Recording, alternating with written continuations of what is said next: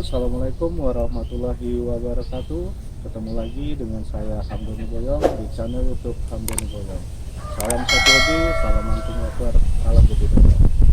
Oke, di video kali ini kita akan berbicara tentang pencangkokan secara massal pada bahan industri yang akan kita manfaatkan untuk bahan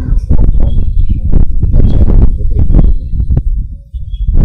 Saya sudah coba mengunggah di wall Facebook saya dan muncul beberapa pertanyaan, apakah aman anti putri dicangkok secara massal untuk induknya. Nah, insya Allah aman karena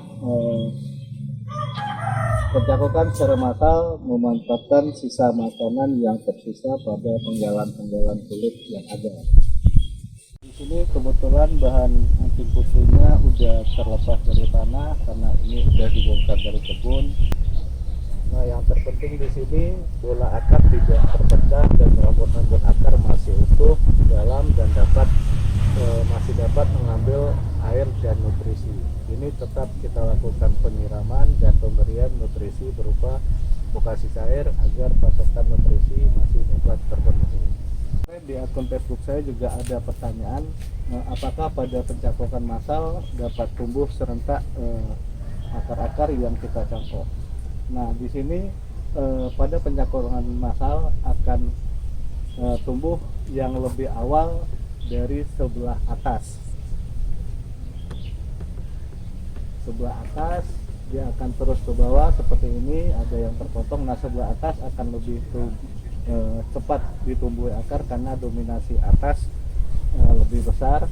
Nah, di sini tumbuh terus ke bawah dan panennya pun kita tidak bisa secara langsung keseluruhan. Nah, yang mana yang udah ditumbuhi akar di bagian atas sebaiknya kita panen duluan, kita potong agar yang di bawahnya berikutnya juga dapat menumbuhi akar dan itu juga dapat kita panen. Juga sering muncul pertanyaan perbanyakan vegetatif antara stek dan cangkokan lebih baik mana. Kalau secara hasil sama, karena dia perbanyakan vegetatif antara stekan dan cangkokan akan menghasilkan yang sama karena dia penggalan dari bagian vegetatif dari cabang-cabang yang ada. Nah, secara proses juga ada perbedaan dan ada kelebihan dan kekurangan masing-masing ketika kita menyetek dan mencangkok dalam potongan yang pendek-pendek seperti ini. Kita hanya memanfaatkan paling 1-2 mata tunas. Nah, di stekan akan berisiko kematian yang lebih besar, kegagalan yang lebih besar karena dia udah terpisah dari induknya, dia merupakan sebuah potongan dan hanya memanfaatkan sisa makanan yang tersisa di kulit untuk mendorong pertumbuhan batang tunas dan mendorong pertumbuhan akar.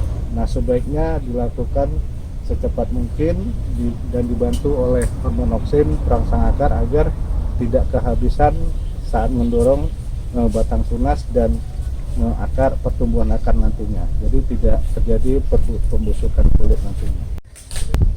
Nah, kelebihan dari stekan kita dapat memanfaatkan seluruh bagian dari batang atau cabang menjadi bahan stekan kita. Terus kelebihannya juga kelebihan lain selain kita dapat memanfaatkan seluruh batang dan cabang yang ada sebagai bahan stekan juga lebih mudah dalam pengerjaan. Tetapi kelemahannya tingkat keberhasilan ketika dibandingkan dengan mencangkok lebih kecil. Nah, dibandingkan menyetek dengan menyangkok ada kelemahan. Yang pertama lebih sulit dan tahapan-tahapannya lebih banyak dalam pengerjaan. Dan yang kedua ada space yang terbuang. Nah, kalau space ini kita mengambil 3 cm untuk terbuang, nah di 10 cangkokan kita udah membuang di 30 cm bahan cangkokan. Terus kelemahannya juga ada tahapan seperti pengupasan kulit, pembersihan dari lendir kambium, terus pemberian perangsang akar dan pembungkusan serta pengisian media cangkokan. Banyak tahapan yang kita lakukan, tetapi ada kelebihan yang lebih lebih tinggi dalam tingkat keberhasilan, dan bisa mencapai 100%. Nah, di sini juga dalam mencangkok, ketika kita gagal dalam mencangkok, bahan cangkokan masih tetap berada pada induknya dan tidak mengalami kematian dan kebusukan, dan kita dapat melakukan proses pencangkokan ulang. Nah, di sini proses awal pencangkokan yang pertama memilih dan mengupas kulit dan membersihkan lendir-lendir kambium. Ini proses pertama, pemilihan dan pengupasan kulit, posisi cangkokan, di mana kita pilih posisi ideal yang akan menjadi nilai plus nantinya sebagai bahan programan aplikasi kita. Nah, setelah tahapan pertama pemilihan dan pengupasan kulit dan pemilihan posisi cangkokan selesai, kita masuk tahapan kedua, pembersihan, dan ini sudah selesai dilakukan. Dan di bagian bawah dari pengupasan yang kita harapkan menjadi cincin kalus dan tempat tumbuhnya akar nantinya diolesi dengan perangsang akar hormon oksin yang ada dijual di pasaran. Nah, di sini proses pembungkusan dilakukan, dan di sini karena pekerjaannya massal, dan di sini juga dilakukan oleh banyak orang karena mempercepat proses pembungkusan. Nah, di sini juga setelah pemasangan plastik, kita memasukkan media cangkokan dari kokopit, dan diharapkan di sini kokopitnya juga lembab, terjadi penguapan dan pengembunan tetap dalam wadah cangkokan.